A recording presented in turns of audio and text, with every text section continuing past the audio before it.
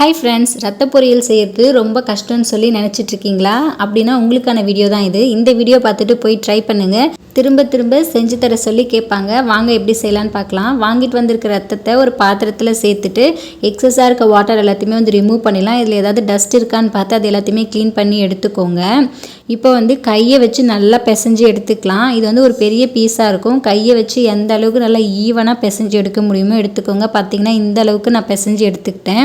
இப்போது ஒரு அடிகனமான கடாய் எடுத்திருக்கேன். அதில் தேவையான அளவுக்கு எண்ணெய் சேர்த்துட்டு சோம்பு போட்டு பொரிய விட்டுடலாம். அதுக்கப்புறம் ஒரு கொத்து கருவேப்பிலை, 6லேருந்து 7 பச்சை மிளகாய் சேர்த்துக்கிட்டேன். காரத்துக்கு பச்சை மிளகாய் மட்டும்தான்.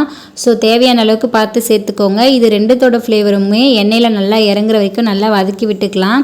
அதுக்கப்புறம் ஒரு மீடியம் சைஸ் வெங்காயத்தை பொடி பொடியாக கட் பண்ணி சேர்த்துக்கிட்டேன். இது நல்லா வதங்கணும். வெங்காயம் எந்த அளவுக்கு நல்லா வதங்குதோ அந்த அளவுக்கு நல்லா டேஸ்ட் கொடுக்கும்.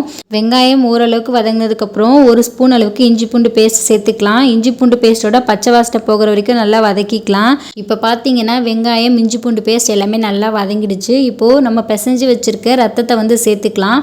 ஃபஸ்ட்டு சேர்க்கும்போது கொஞ்சம் தண்ணியாக இருக்க மாதிரி தான் இருக்கும். நம்ம ஹை ஃப்ளேமில் வச்சு கைவிடாமல் கிளறிக்கிட்டே இருக்கணும்.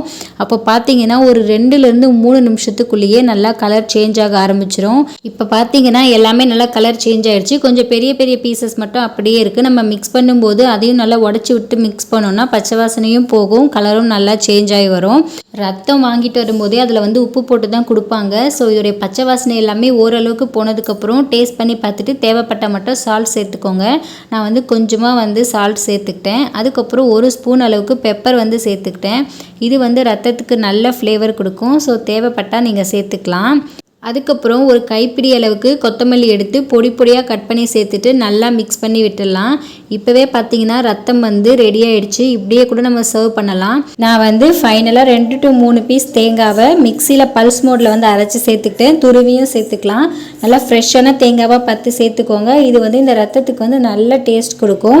இது ரெடி பண்ணுறதுக்கு மொத்தமாகவே 10 minutes தான் ஆகும். நீங்களும் ட்ரை பண்ணி பாருங்கள். எப்படி கமெண்ட் செக்ஷனில் சொல்லுங்கள். Please subscribe. தேங்க்ஸ் ஃபார் வாட்சிங்.